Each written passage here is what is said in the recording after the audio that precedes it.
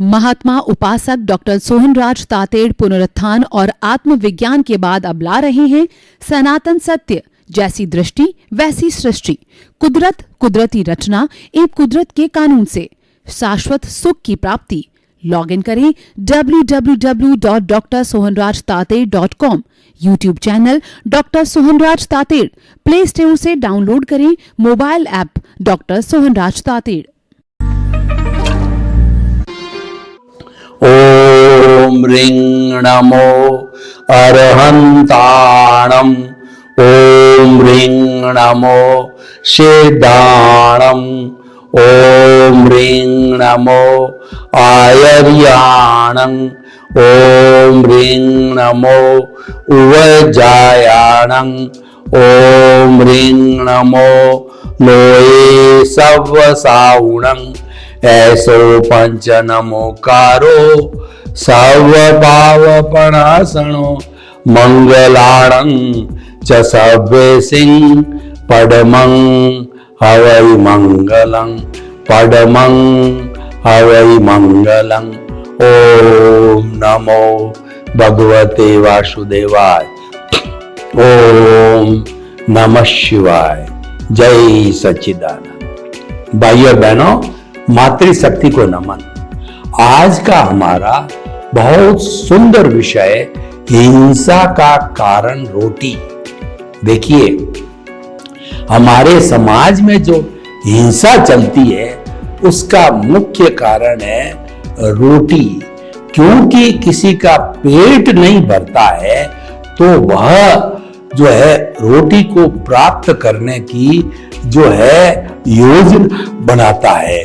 कई लोग ऐसे अभावग्रस्त होते हैं जिनको 2 जून की रोटी नहीं मिलती है तो वो दूसरे की रोटी को छीनते हैं। दूसरे की रोटी को छीनने का अर्थ हो गया ये हिंसा की बात हो जाती है। हमारे समाज के अंदर जितने भी उपद्रव होते हैं उन सब का मुख्य कारण अगर गहराई में जाकर के देखें तो सबसे बड़ा जो कारण है वह है रोटी यानी अभाव। अभावग्रस्त व्यक्ति जो है वह हिंसा करता है। ये हमने जितने आतंकवादी लोग हैं उन सब से जो है वार्तालाप होती है तो हमको मालूम पड़ता है कि 4 ऐसे कारण हैं जिसके कारण व्यक्ति अपराधी बनता है, हिंसावादी बनता है, आतंक में जाता है। पहला सबसे बड़ा कारण है वो रोटी यानी खाने का भाव है। मूलभूत आवश्यकता जो व्यक्ति की है, रोटी, कपड़ा, मकान, शिक्षा, चिकित्सा, वह भी पूरी नहीं हो पाती है तो वह उसकी पूर्ति करने के लिए कुछ न कुछ अपराध करता है, दूसरे से छीना झपटी करता है और उसको नाम दिया गया है हिंसा। तो अपराध का जो है एक कारण अभाव हो गया, दूसरा कारण अज्ञान है।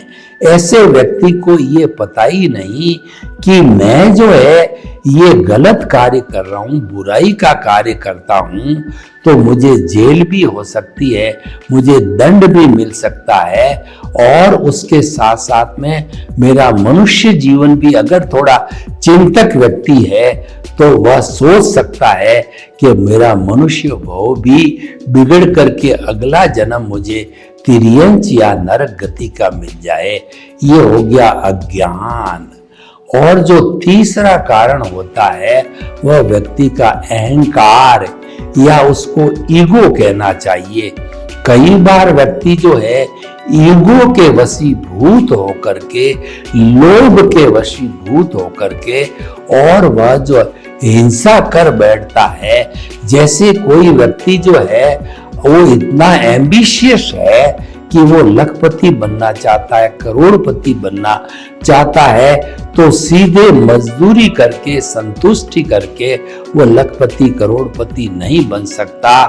तो वो ऐसे समय के अंदर वो अपराध करेगा, बाई हुक और क्रूक कमाने की कोशिश करेगा, फाउल मीन्स का उपयोग करेगा, लोगों को दगा देगा वो जेब काटेगा, वो चोरी करेगा और किसी न किसी तरीके से वो अतिरिक्त जो है इनकम करने की कोशिश करेगा, तो वह हो गया सारा ईगो। ईगो को पूरा करने के लिए, अपने अहंकार को पूरा करने के लिए व्यक्ति ऐसा करता है। और चौथा बड़ा रीजन होता है, वह है तृष्णा। देखिए, हमारी जो है ये प्रकृति कहती है, उसको ग्रीड कहा जाता है। हमारी प्रकृति है, नेचर माँ कहती है कि 84 लाख जीवा योनि के असंख्य अनंत प्राणियों का पूरा जो है वो भरण पोषण करने के लिए मेरे पास में पर्याप्त जो है सुविधा का भंडार है। लेकिन वो पूरा भंडार एक जो है वो कहना चाहिए लालची व्यक्ति को दिया जाए तो भी उसका पेट नहीं भरता है। इसीलिए कहा गया है कि विषयी नर की लालसा और पाम रोग की खाज, लोभी की धन लालसा, तीनों बेअंदाज। कोई व्यक्ति विषयी होता है, भोग विलास करने वाला होता है, उस विषय में फंस करके वह अपने वीर्य का हनन करता है, वह अपनी शक्ति का हनन करता है, कंकाल बन जाता है, लेकिन फिर भी रुकता नहीं है। और जिसको पाम रोग हो जाती है, वह उस रोग को चाहे खून आ जाता है तो भी खुजलाता रहता है, खुजलाता रहता है। उसको पता ही नहीं कि मेरे खून आ गया, क्योंकि वो उस खुजली के जो है वो आनंद की वजह से वैसा करता है। और तीसरा लोभी व्यक्ति होता है।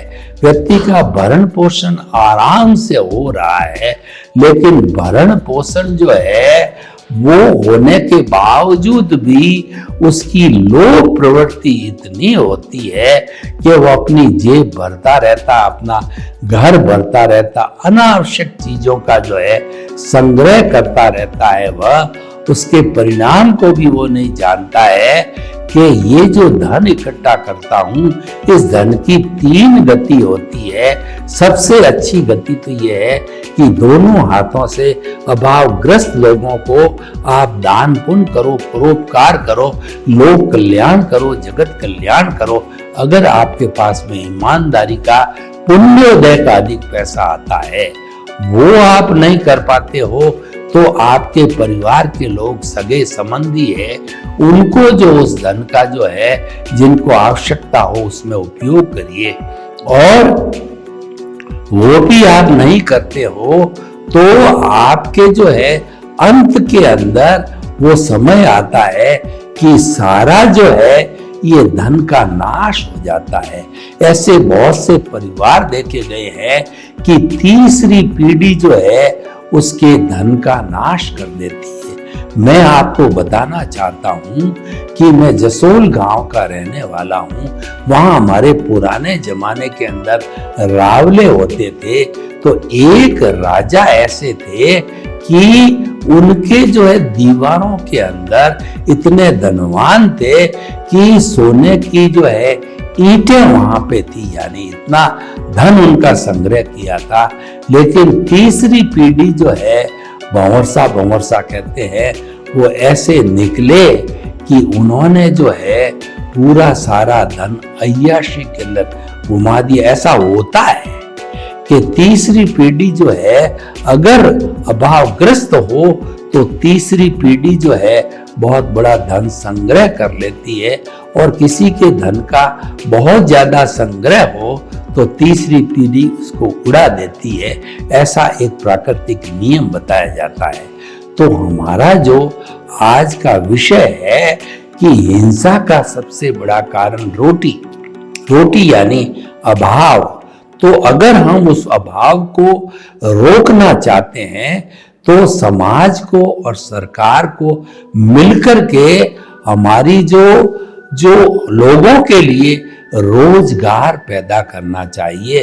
और खास तौर से भारत एक ऐसा देश है जिसमें 50% आबादी है वो गरीबी की रेखा के नीचे जीवन यापन करती है, यानी कि 150 करोड़ में से 75 करोड़ जो लोग हैं वो गरीबी की रेखा के नीचे, यानी ठीक है उनका जो है भरण पोषण हो जाता है लेकिन पूरा पेट नहीं भरता है और उनकी अन्य सुविधाएं रोटी कपड़ा हो जाता तो शिक्षा चिकित्सा नहीं होती, यानी कि उनकी पूरी सुविधाएं नहीं होती है। ऐसे लोगों के लिए समाज को और सरकार को मिलकर के प्रयास ज्यादा से ज्यादा रोजगार खड़े करने चाहिए। पुराने समय के अंदर हमारी स्मॉल स्केल इंडस्ट्री हुआ करती थी, कुटीर उद्योग हुआ करते थे, उससे हर आदमी जो है अपना अपना धंधा करके पेट पाल देता था और हिंसा कम थी। आज जो हिंसा जो बढ़ी है क्योंकि अभाव बढ़ गया, बेरोजगारी बढ़ गई और हमारे जो आज भारत में 60 करोड़ युवा हैं जो पढ़ लिख लिए हैं लेकिन उनकी बहुत ऊंची पढ़ाई भी नहीं है और भारतवर्ष के अंदर ज्यादातर नेशनल कंपनीज आ गई है, वहां पर उच्च शिक्षा प्राप्त तो लोग तुरंत अच्छी अच्छी नौकरी बड़े अच्छे अच्छे लाखों करोड़ों के पैकेज में लग जाते हैं, परंतु बेचारा मध्यम श्रेणी वाला या जो है वो कहना चाहिए पुअर श्रेणी वाला व्यक्ति पढ़ तो लिया जैसे तैसे करके, इंजीनियरिंग कर ली, डॉक्टर बन गया, या जो है वो उसने कोई छोटा मोटा डिप्लोमा डिग्री कर ली लेकिन उसको जॉब नहीं है। अब वो पढ़ाई पे माता पिता ने पूरा खर्च जो किया वह जो है इस भावना के इस उम्मीद के साथ किया कि मेरा बेटा पढ़ लिख करके कमाएगा, उसकी अच्छी जगह शादी करेंगे, वो अपने परिवार का भरण पोषण करेगा और माता पिता को भी चित समाधि जो है वृद्धावस्था में पहुंचाएंगे।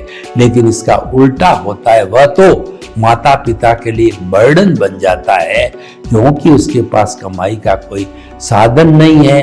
कुटीर उद्योग, स्मॉल स्केल इंडस्ट्री और ट्रेडिशनल जो हमारे रिसोर्सेज थे, जो मोची का काम मोची करे, व्यापारी का काम व्यापारी करे, लोहार का काम लोहार करे, सुनार का काम सुनार करे, दर्जी का काम दर्जी करे, वो आजकल धीरे धीरे सब समाप्त होते जा रहे हैं, सब मैकेनिकल होता जा रहा है।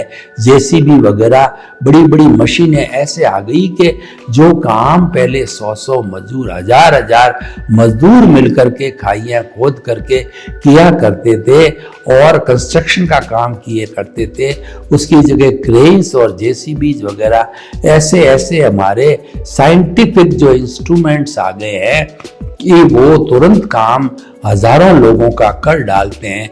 तो बेचारे वैसे लोग जो कम पीड़े मजदूर वर्ग के हैं वो जो है वो क्या कहना चाहिए को बेकार हो गए और वो लोग हिंसा करते हैं। हमारे समाज में जितने भी अपराध आज मिलते हैं, पुलिस कार्रवाई में देखें, न्यूज में देखें, टीवी की न्यूज में देखें, अखबार की न्यूज के अंदर देखें, तो हमारा युवा वर्ग है वो ज्यादा अपराध कर रहा है, चाहे जो मारपीट का कर रहा है, चाहे मर्डर का कर रहा है, चाहे एटीएम तोड़ने का कर रहा है, चाहे बाइक चोरी करने का कर रहा है, चाहे किसी घर में छापा मारने का कर रहा है। सारे अपराध के अंदर बड़े बड़े युवा लोग हैं वही ज्यादा कर पाते हैं क्योंकि बॉडी में जान होनी चाहिए। चोरी करना भी कोई सरल काम नहीं है। उस ईमानदार व्यक्ति से ज्यादा दिमाग चोर का चलता है, उसको बचने के पूरे साधन और उसकी बॉडी स्मार्ट होनी चाहिए। भागने का करने का एक वृद्ध आदमी इतना भाग नहीं सकता और बेचारा जो बालक वर्ग का व्यक्ति है, किशोर है, उसमें इतनी बुद्धि नहीं होती, वो करता नहीं। करने वाले जो है वो युवा वर्ग सारा करता है और वो क्यों करता है उसके कारणों को जाने तो हिंसा का कारण रोटी जो आज हमने विषय लिया, या रोटी का अर्थ अभाव, उसका पेट नहीं भरता, उसका भरण पोषण नहीं होता है, इस कारण वो हिंसा करता है। अपराध जो है हिंसा की श्रेणी के अंदर आता है, इसको रोका जाना चाहिए। हमारा भारत एक ऐसा देश है और आज भी भारत के रिमोट एरिया में कुछ ऐसे गांव है कि वहां पे लोग ताले नहीं लगाते हैं। लोगों में इतनी ईमानदारी है कि वो घरों के ताले, वहां कोई चोरी नहीं करता। विदेश के अंदर बहुत से देशों के अंदर इतनी ईमानदारी है कि चोरी नाम की लोग समझते नहीं है। हमारे यहाँ पर जो है चोरियां कहिए, अभाव कहिए और हिंसा कहिए, प्रतिशोध कहिए, अपराध कहिए, इन सब का कारण ये है कि हमारे यहाँ रोजगार की कमी है, बेरोजगारी ज्यादा है। ये आप मान के चलिए किसी व्यक्ति का पेट भरा हुआ है, यानी उसको रोटी, कपड़ा, मकान, शिक्षा, चिकित्सा आराम से भरण पोषण होता है, तो वो अपराध करने में नहीं जाएगा, क्योंकि अपराधी व्यक्ति जानता है अच्छी तरीके से कि मैं कहीं चूक गया तो मुझे जेल हो जाएगी, मुझे फांसी हो जाएगी और मुझे जेल में सड़ना पड़ेगा जीवन भर। वो अच्छी तरह से हर अपराधी जानता है इसका पनिशमेंट बहुत बुरा होता है। हर छोटा अपराध हो, बड़ा अपराध हो, हम भी देखें, हम कोई गलती करते हैं तो उस गलती का भुगतान के बारे में हमको एहसास है, लेकिन किसी न किसी कारणवश कर बैठते हैं। तो आज का हमारा विषय तो लार्ज स्केल पे है, पूरे समाज के स्तर पर है, पूरे देश के स्तर के ऊपर है कि आखिर हिंसा, अपराध, दगा, चोरी, इन सब का मूल कारण जो है वो जो है अभाव, वो है सबसे बड़ा रोटी। भूखे भजनन होए गोपाला, लो तेरी कंठी लो तेरी माला। सबसे पहले जो है अगर व्यक्ति भूखा है तो वो क्या भजन करेगा? वो तो कुछ, उसको तो सबसे पहले पेट भरना पड़ेगा। कबीरदास जी ने भी बहुत सुंदर कहा है, कबीरा काया कूतरी करे भजन में भंग, थोड़ा टुकड़ा डालिए और भजन करो निशंक। यानी ये जो कुत्ता कुत्ती होती है वो भौ भौ करती है, तो हम उसको टुकड़ा डाल देते हैं तो बेचारी चुप होकर के पेट भर के सो जाती है, उसकी इतनी डिमांड है। तो उसी तरीके से ये कूतरी रोटी काया है, थोड़ा सा टुकड़ा, थोड़ा सा भोजन इसको दे दो। ज्यादा भोजन दोगे, गरिष्ठ दोगे तो ये सो जाएगा, भजन नहीं करेगा। और मानव जीवन का मुख्य उद्देश्य है वो प्रभु भक्ति करना, भगवान का भजन करना, प्रभु को स्मरण करना, भीतर विराजमान शुद्ध आत्मा भगवान के जो है गुणों की भजना करना। इसके लिए शरीर मिला है, लेकिन हम भूल जाते हैं। हम तो अपने अभाव में खाली पेट भरने में ही पूरा जीवन निकाल देते हैं। तो भाई और बहनों, बड़ा विषय ये सुंदर है। इस विषय पे हमको जो है ये चिंतन करना चाहिए कि ज्यादा से ज्यादा रोजगार के हम साधन जुटावें। और खास तौर से हमारी जो केंद्र सरकार है, हमारी राज्य सरकार है और हमारी पंचायत है, हमारे ब्लॉक है, उन सब को ऐसे ऐसे जो साधन जो है वो इंतजाम करने चाहिए कि हमारी भारत की जो आत्मा है वो गांवों में बसती है। 80% लोग गांवों में रहते हैं, लेकिन आज 80 क्या 40 ही बच गए हैं। गांव जो है वो भूत खाने बन रहे हैं, कबूतरों का अड्डा बन रहा है, खाली करके लोग शहरों की तरफ भाग रहे हैं, यानी आत्मा मर रही है। तो गांवों को जिंदा करना है, गांवों को समृद्ध करना है, आज नहीं तो कल करना पड़ेगा।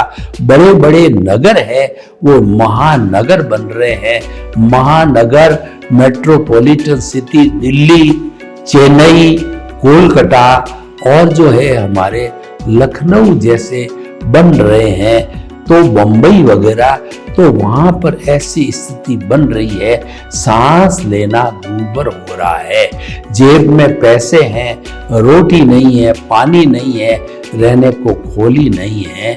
जबकि हिंदुस्तान में बहुत बड़ी जमीन, बहुत बड़े गांव है, वो बेचारे गांव के लोग जो है वो विवश होकर के शहरों के अंदर मजदूरी के लिए, रोजगार के लिए, पेट भरने के लिए भागते हैं और वहां पर भी उनको रोजी रोटी नहीं मिलती है तो वो अपराध करते हैं। और आज जितनी भी जो हमारी अपराध की घटनाएं जिसमें ज्यादा से ज्यादा युवा लोग मिलते हैं वो वैसा करते हैं। भाई और बहनों, हमें इसको रोकना है, सब प्रयास करने हैं। देखिए, ये सारी बात तो मैंने व्यवहार जगत की, बाह्य जगत की, लेकिन ये जगत अधूरा है। जो मानव है वो दो जगत के, दो पार्टों के बीच के अंदर जीता है और दोनों पार्टों की हम बात नहीं करेंगे तब उसका जीवन अधूरा है। हमने एक पार्ट की बात कही, व्यवहार जगत, लेकिन हमारा भीतर का जगत है वह है हमारा निश्चय जगत, वो हमारे प्रभु का जगत, हमारा प्राइवेट जगत, हमारी आत्मा का जगत है। तो व्यक्ति को संतुलित जीवन जीने के लिए, चाहे वो अभावग्रस्त है, चाहे वो कम पढ़ा लिखा व्यक्ति है, चाहे वो बेरोजगार है, चाहे वो युवा है, चाहे वो वृद्ध है, चाहे वो गृहिणी है, चाहे वो बालक है, चाहे वो प्रौढ़ है, थोड़ा भी सेंसिबल है तो उसको भीतर के जगत में जाना चाहिए। भीतर का जगत बहुत सरल है, सहज है, सुगम है और आनंद का जगत है।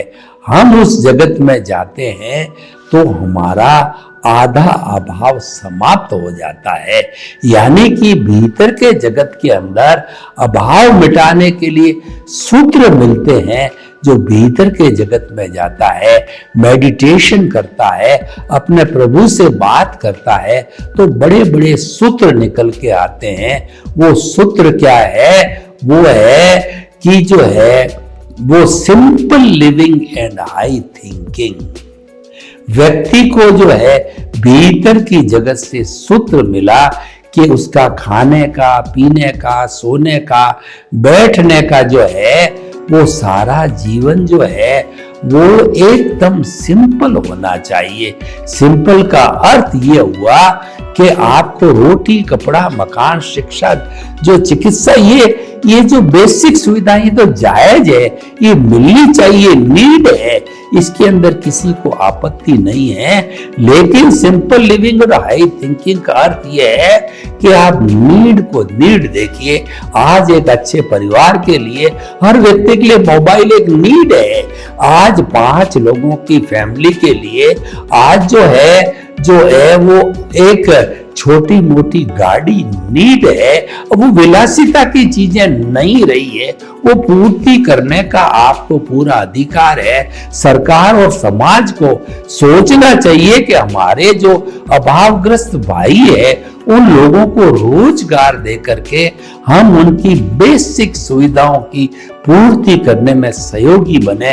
और खास तौर से जो कुबेरपति है उनसे इस एपिसोड के माध्यम से मैं निवेदन करना चाहूं कि आप किसी को डोनेशन दे या न दे, लेकिन आप कुबेरपति हैं, आप उद्योग धंधे खोलिए, लोगों को रोजगार की योजना बनाइए। सरकार तो बनाती है लेकिन सरकार कितना करेगी, क्योंकि आखिर सरकार तो 150 करोड़ लोगों का भरण पोषण नहीं कर सकती। समाज किस लिए होता है?